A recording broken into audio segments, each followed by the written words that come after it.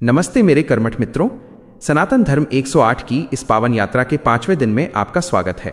पिछले 4 दिनों में हमने कर्म, शक्ति, साहस और एकाग्रता को समझा, लेकिन इन सबको सफल बनाने के लिए जिस ईंधन की जरूरत है वो है समय। आज हम बात करेंगे समय के उस चक्र की जिसे काल कहा गया है। आज आप जानेंगे कि कैसे एक सनातनी अनुशासित जीवन जीकर आप न केवल सफल हो सकते हैं बल्कि समय को अपना मित्र बना सकते हैं। अगले 1 घंटे के लिए एकांत में बैठ जाएं और इस सत्य को आत्मसात करें। संसार में सब कुछ वापस मिल सकता है, खोया हुआ धन, खोया हुआ स्वास्थ्य और खोया हुआ सम्मान, लेकिन बीता हुआ एक क्षण भी ब्रह्मांड की सारी दौलत देकर वापस नहीं लाया जा सकता। सनातन धर्म में समय को महाकाल का रूप माना गया है। जो समय का सम्मान करता है, महाकाल उसकी रक्षा करते हैं। आज हमारी सबसे बड़ी समस्या ये नहीं है कि हमारे पास समय कम है, बल्कि समस्या ये है कि हम समय को व्यर्थ की चीजों में गंवा रहे हैं।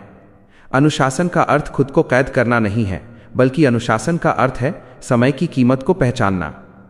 भगवान श्री कृष्ण का जीवन अनुशासन का सबसे बड़ा उदाहरण है।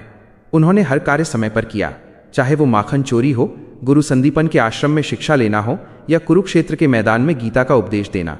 वे जानते थे कि किस क्षण में क्या करना अनिवार्य है। अनुशासन का अर्थ है सही समय पर सही चुनाव करना। जब आप सुबह आलस को छोड़कर बिस्तर त्यागते हैं, तब आप समय पर विजय प्राप्त करने की दिशा में पहला कदम बढ़ाते हैं। याद रखिए, जो खुद को समय के अनुसार नहीं ढालता, समय उसे पीछे छोड़ देता है। ब्रह्म मुहूर्त का महत्व हमारे शास्त्रों में विस्तार से बताया गया है। सूर्योदय से पहले का वो समय जब प्रकृति शांत होती है और ब्रह्मांडीय ऊर्जा अपने चरम पर होती है। यदि आप उस समय जागकर अपने दिन की योजना बनाते हैं, तो आप उन लोगों से 5 कदम आगे निकल जाते हैं जो सूर्योदय के बाद जागते हैं। अनुशासन केवल काम करने में नहीं, बल्कि विचारों में भी होना चाहिए। क्या आप अपने समय का निवेश कर रहे हैं या उसे खर्च कर रहे हैं? निवेश वो है जो भविष्य में फल दे, और खर्च वो है जो केवल मनोरंजन और पछतावा दे। समय का प्रबंधन दरअसल मन का प्रबंधन है। जब आप अपने दिन को छोटे छोटे लक्ष्यों में बांटते हैं और उन्हें दृढ़ संकल्प के साथ पूरा करते हैं, तो आपके भीतर एक अद्भुत आत्मविश्वास पैदा होता है। सनातन संस्कृति हमें दिनचर्या और ऋतुचर्या सिखाती है। ये सिखाती है कि हमारे शरीर और ब्रह्मांड के बीच एक तालमेल है। जब आप इस तालमेल के साथ अनुशासन में जीते हैं, तो थकावट आपसे कोसों दूर रहती है। आप कम समय में अधिक कार्य करने की क्षमता विकसित कर लेते हैं। आज का ये 1 घंटा आपके भीतर एक नया अनुशासन पैदा करने के लिए है। अपने समय के डाकुओं को पहचानिए। सोशल मीडिया, अनावश्यक गपशप और टालमटोल की आदत, ये आपके भविष्य को चुरा रहे हैं। एक सफल सनातनी वही है जिसके हाथ में समय की लगाम हो। जैसे एक कुशल सारथी रथ को सही दिशा में ले जाता है, वैसे ही आपका अनुशासन आपके जीवन को सफलता की ओर ले जाएगा।